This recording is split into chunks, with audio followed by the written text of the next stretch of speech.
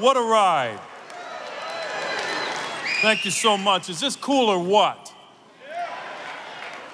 Now, I know you believe that blue lives matter in America, right? But this week, I get to be with people who really matter in a republic designed around the concept of self-rule. People who truly represent the heartbeat of America, you American patriots.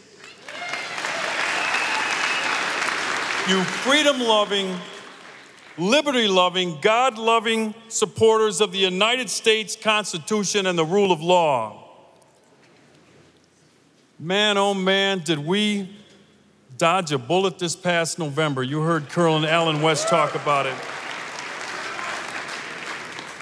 But through your perseverance and your will, we were able to elect Donald J. Trump as the 45th President of the United States.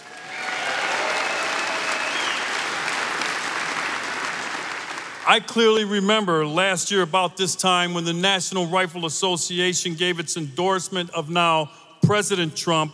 In fact, it was the earliest endorsement for President of the United States that the NRA had ever given. And as you know, I worked hard to help Donald Trump get elected President of the United States, and I will fight even harder to help him make America great again.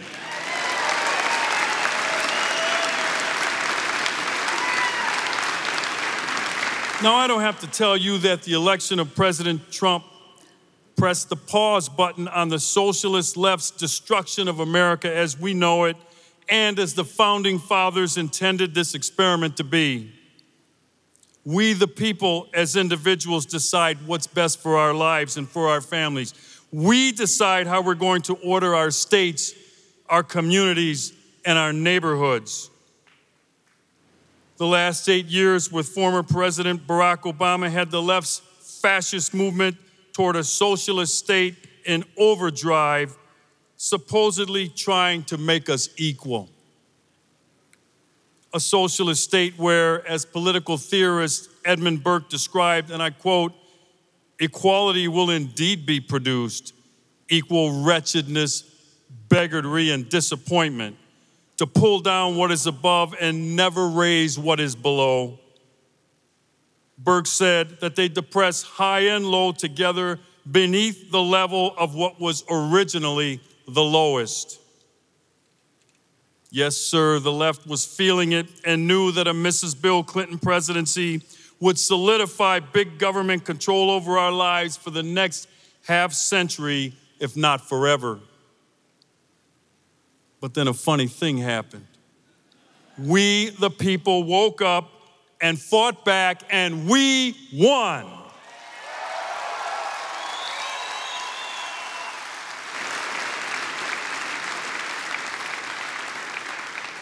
But I feel a need today to caution you, to keep our side from being lulled into a sense of complacency, oftentimes brought about by hubris.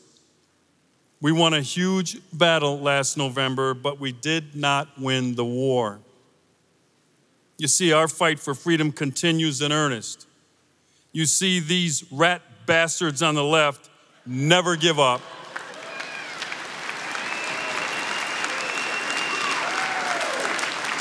No, I didn't misspeak. You see, for them, defeat is never final. Election defeats don't matter. It's simply a time to regroup and continue their assault on our Constitution, the rule of law, liberty, and American exceptionalism. Now, why do I call them rat bastards? First of all, because I can.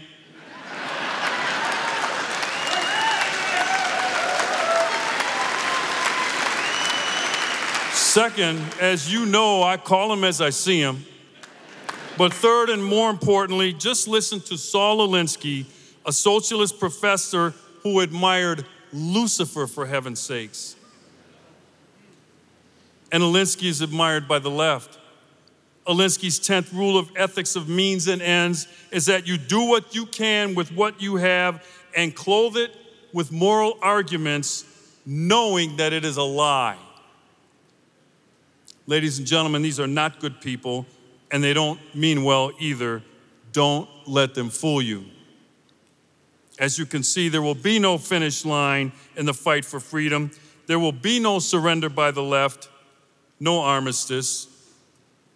This will be a fight that will endure as long as this great republic lasts, because liberty does not come from government, it comes from fighting the forces of those committed to enslaving us again. Just look at what is happening in the federal district courts. Unelected judges use not the rule of law and precedent, but judicial activism and hijinks to make legal decisions. This violation of the separation of powers encroaches on the authority of the executive branch to protect our borders from foreign threats and extend those decisions onto the rest of the country.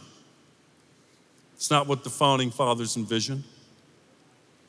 I am encouraged by moves like those of Iowa Governor Terry Branstad, who recently signed a bill expanding the state's gun privileges and forbidding cities from regulating where individuals have the right to bear arms.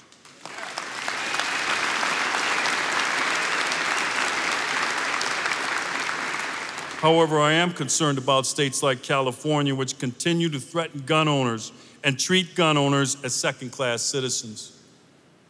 Patriot Thomas Paine said it best when he said that arms discourage and keep the invader and plunderer in awe and preserve order in the world as well as property.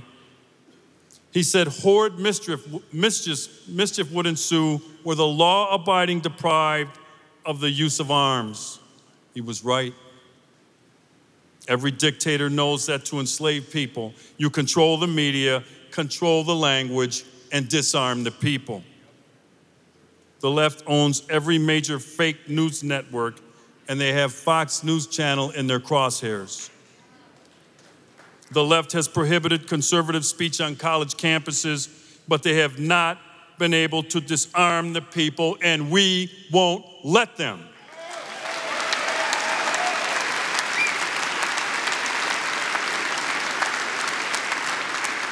Now let me move to an issue of the national reciprocity bill that is still languishing in Congress. I talked about it last year, and here we still are. It's called the Constitutional Concealed Carry Reciprocity Act. Many GOP senators have co-sponsored the legislation, but it still languishes in a black hole in Congress. Folks, we have to have a renewed sense of urgency about prodding GOP leaders in Congress to finally pass this bill. We have waited long enough, damn it.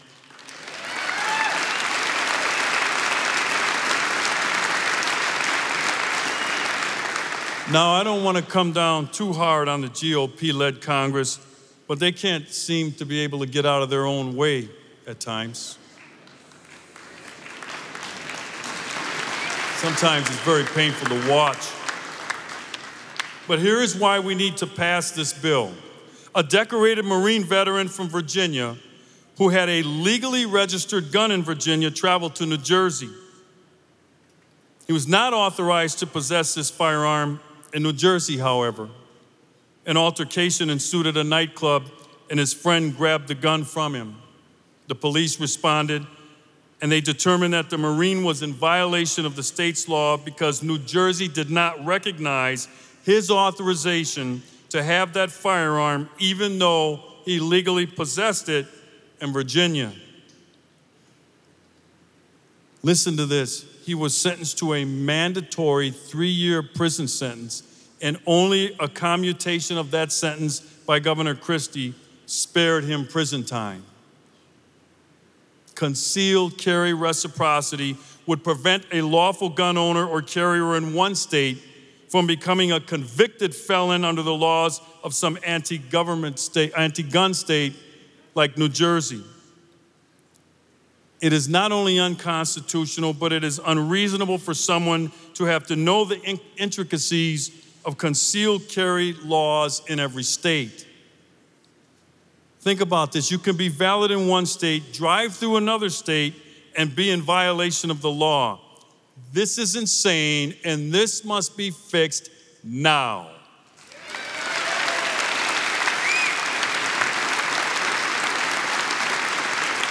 So here's what I need you to do.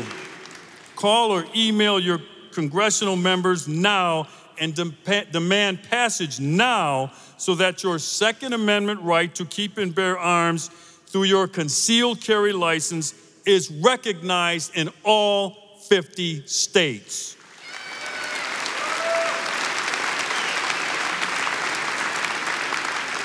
We the people, along with the vigilance of the National Rifle Association, have worked tirelessly over the years to elect members of Congress and a president now who truly support our God-given right to keep and bear arms under the Second Amendment. Consider this. No other constitutional protection ends at the border of your state of residence. Not your freedom of speech, not your right to a lawyer in criminal cases, and not the right to be free from government searches without a warrant. No matter where you are in the United States, every state has to honor these rights. Anti-gun bigots tried to do this to the newly freed slaves after the Civil War in what were known as black codes, where it was unlawful for newly freed slaves to own or carry firearms. But the 14th Amendment rectified this by telling every state that Second Amendment rights apply to the states as well. Yet here we are again, having states like California and New Jersey telling you that even though you have a permit to conceal carry in Virginia, you cannot possess or carry it in New Jersey or New York. This is crazy.